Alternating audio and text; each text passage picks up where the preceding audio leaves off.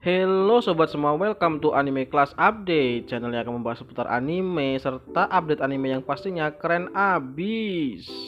Jadi di video perdana kali ini, admin akan membahas mengenai 5 rekomendasi anime isekai fantasi.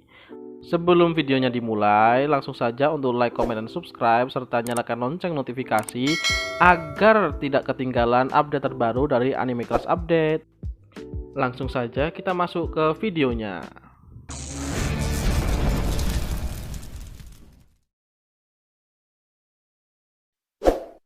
Tate no Yusa no Nariagari. Cerita berawal dari seorang otaku biasa bernama Iwatani Naofumi yang masih kuliah. Suatu hari Naofumi pergi ke perpustakaan untuk membaca novel. Pada saat sedang mengambil novel, dia menjatuhkan beberapa buku dan mengambil satu buku yang berwarna merah, berjudul Catatan Keempat Senjata Surgawi, yang menceritakan tentang gelombang kiamat besar. Untuk menyelamatkan dunia dari bencana tersebut, 4 pahlawan akan dipanggil dari isekai. 4 pahlawan tersebut memiliki senjatanya masing-masing, yaitu pedang, tombak, busur, atau tameng.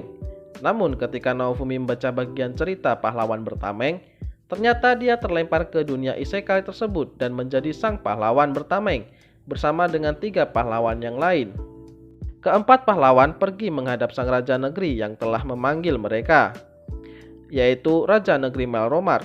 Raja kemudian berkata bahwa seluruh negeri sedang menuju kehancuran yang disebabkan oleh sesuatu yang disebut dengan ombak.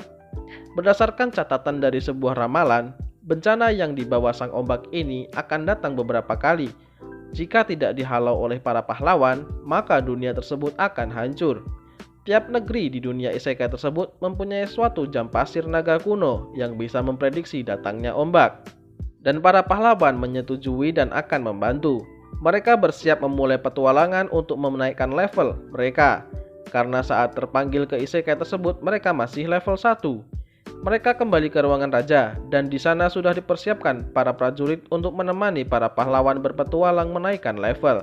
Namun tak disangka, tidak ada yang mau memilih Naofumi, karena tersebar rumor bahwa pahlawan bertameng tidak terlalu peduli akan apa yang terjadi nantinya ketika ombak datang. Namun beruntung ada satu prajurit wanita yang mau bergabung dengan Naofumi bernama Main Sufia. Akhirnya mereka pun berangkat berpetualang. Mereka mulai berburu monster untuk menaikkan level. Dari hasil buruan tersebut, Naofumi memberikan equipment terbaik untuk Main Sufia. Tidak berjalan dengan mulus, anggota party pertama Naofumi, Main Sufia, justru mengkhianatinya dan membuat Naofumi menjadi kesatria yang paling dibenci seantero negeri, termasuk oleh ketiga kesatria yang lain. Naofumi mulai kehilangan kepercayaan pada ketulusan seseorang, tetapi di saat yang bersamaan dia pun butuh bantuan orang lain untuk bertahan hidup.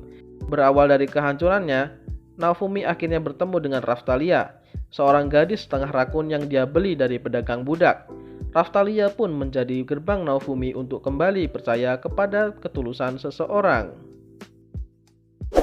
Re:Zero Kara Hajimeru Isekai Seikatsu. Bermula dari seorang hikikomori bernama Natsuki Subaru sedang pergi ke sebuah minimarket. Tanpa sadar, dia terlempar ke sebuah pasar, namun pasar tersebut berada di dunia fantasi. Subaru mulai berkeliling untuk mencari informasi mengenai dunia isekai tersebut. Setelah sampai di depan pedagang buah, kemudian Subaru ditawari apel oleh salah satu pedagang buah di sana. Karena Subaru tidak punya uang, ia pun diusir oleh pedagang tersebut. Lalu Subaru berjalan ke sebuah gang, namun apesnya dihadang oleh 3 penjahat dan Subaru diserang. Beruntung Subaru ditolong oleh seorang half-elf yang kebetulan berada di gang tersebut. Half-elf tersebut mengenalkan diri sebagai Satella. Kemudian sebagai bentuk membalas budi, Subaru membantu half-elf itu mencari lencana yang dicuri darinya. Lalu Subaru dan Satella menuju ke kawasan penjarahan, di mana si pencuri tersebut dikenal bernama Feld. Ketika sampai di tempat Feld, ternyata si Feld sudah mati. Tiba-tiba Subaru dan Satella diserang oleh seorang pembunuh bayaran. Tak lama Subaru dan Satella pun ikut mati. Tak disangka Subaru memiliki kemampuan Return by Death, yang mana Subaru bisa hidup lagi dan kembali ke saat Subaru berbicara dengan si pedagang apel. Belum menyadari kemampuannya, Subaru memutuskan untuk pergi lagi ke rumah penjarahan tadi.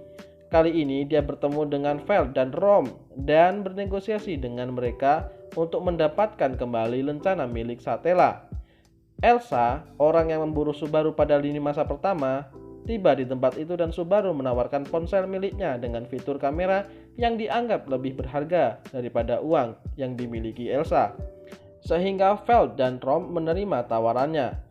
Namun setelah Subaru menyatakan niatnya untuk mengembalikan lencana tersebut kepada pemilik aslinya, Elsa lagi-lagi membunuh semua orang di situ, termasuk Subaru. Subaru kemudian bangkit lagi. Kali ini dia menyapa Satella, tetapi Satella langsung tersinggung karena Satella adalah nama dari penyihir iri yang merupakan hal yang paling tabu di dunia ini. Mushoku Tensei, seorang pria berusia 34 tahun di Jepang yang tidak diketahui namanya, diusir dari rumah setelah kematian orang tuanya. Mirisnya, ia tidak sedang mengenyam pendidikan ataupun bekerja. Setelah berkaca melihat seperti apa keadaannya sendiri, ia menyimpulkan bahwa kehidupan yang dijalani pada akhirnya tidak ada gunanya. Namun demikian, ia mencoba untuk melakukan hal yang berguna bagi dirinya. Ia tercegat truk yang sedang melaju menuju kelompok remaja dan mencoba melakukan hal yang sangat berarti dalam hidupnya. Akhirnya ia berhasil menyelamatkan salah satu dari mereka. Sayangnya pada akhirnya ia pun meninggal. Kehidupannya ternyata masih belum berakhir. Ia terbangun dalam tubuh bayi. Ia pun sadar bahwa dirinya berinkarnasi ke dunia pedang dan sihir. Melihat kehidupan sebelumnya yang gagal, ia memutuskan untuk menjadi sukses di kehidupan barunya ini. Dalam kehidupan barunya tersebut, ia dipanggil dengan nama Rudeus Greirat. Rudeus tumbuh menjadi seorang anak yang pandai dalam sihir. Mengetahui bakatnya tersebut, orang tuanya yang dulu mantan petualang memanggil seorang guru sihir untuk mengajari Rudeus bernama Roxy Migurdia. Dengan ajaran Roxy, Rudeus semakin pandai dalam ilmu sihir. Tensei Shitara Slime Dataken. Anime ini bercerita mengenai kehidupan Mikami Satoru, seorang pegawai kantoran biasa berusia 37 tahun yang bekerja di Tokyo. Di tengah kesibukannya, saat bertemu dengan seorang kolega, ia ditusuk oleh seorang penyerang misterius. Ketika dirinya sadar, ia telah berinkarnasi menjadi sesosok slime di sebuah dunia yang baru. Di saat yang sama, ia menyadari bahwa ia memiliki kekuatan bernama Predator, yang memungkinkan dirinya untuk memakan segala sesuatu serta meniru penampilan dan kemampuannya. Setelah beberapa lama menyusuri gua tempat Satoru berinkarnasi, Satoru bertemu seekor naga badai yang telah disegel selama 300 tahun, bernama Veldora. Satoru bersimpati dengan Veldora dan mengajaknya berteman, dan berjanji menghancurkan segel yang mengurung Veldora.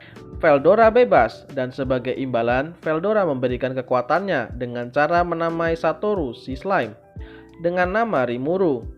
Dan Rimuru menamai Veldora dengan nama Veldora Tempest. Dari sinilah kehidupan dan petualangan baru Rimuru si slime bermula. Sword Art Online. Anime ini berlatar pada tahun 2022, di mana sebuah game virtual reality dirilis bergenre action RPG bernama Sword Art Online. Game ini bisa dimainkan dengan menggunakan Nerve Gear, sebuah helm yang dipakai untuk mengontrol karakter game mengikuti pikiran pemain. Kirigaya Kazuto, seorang maniak komputer, juga memainkan game ini dengan karakter game bernama Kirito. Si Kirito pada mulanya sudah memainkan game ini dengan status beta tester. Jadi Kirito sudah tahu lebih banyak tentang game ini dibanding dengan player yang lain. 10.000 pemain telah terlogin ke dalam Sword Art Online. Namun setelah beberapa saat mereka menyadari tidak ada tombol logout. Begitupun dengan Kirito. Setelah dia menyadari hal tersebut, lonceng pun berbunyi. Tiba-tiba mereka terteleport ke kota awal, dan di sana mereka melihat sang kreator game tersebut, yaitu Kayaba Akihiko. Kayaba mengatakan bahwa hilangnya tombol logout bukanlah sebuah bug, namun memang game tersebut dibuat agar seluruh player tidak bisa logout sebelum menaklukkan 100 lantai game tersebut. Jika dalam game tersebut si player mati, di real life playernya pun mati. Hal ini membuat histeris seluruh player. Dari sinilah Kirito bertekad untuk menyelesaikan game ini dengan menjadi lebih kuat lagi. Sekian video kali ini, sampai jumpa di video berikutnya ya.